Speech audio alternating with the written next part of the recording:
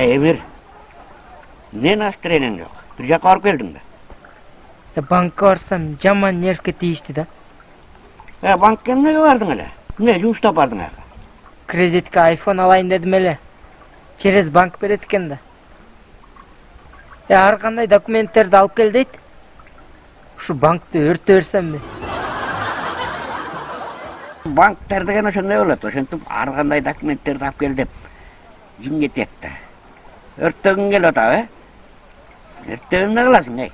Тилеген банкты өрттөш сенин колуңан келбейт. Сен деген андан көрө эртең барып бир ячейка снимать этишиң керек. Ячейка не кымбат окат салмак элем.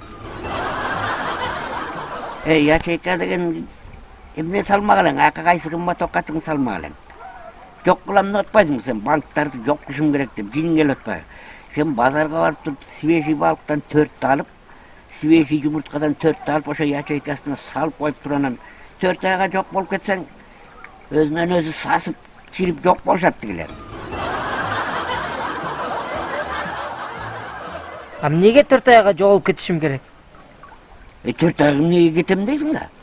Эмнеге кетем дейсиң да? Хозяин жок болсо ячейканы ачканга уруксат жок. Не имеет права, эч ким ал ячейканы ача албайт. Айласы жок, сасыгандан жок болушат.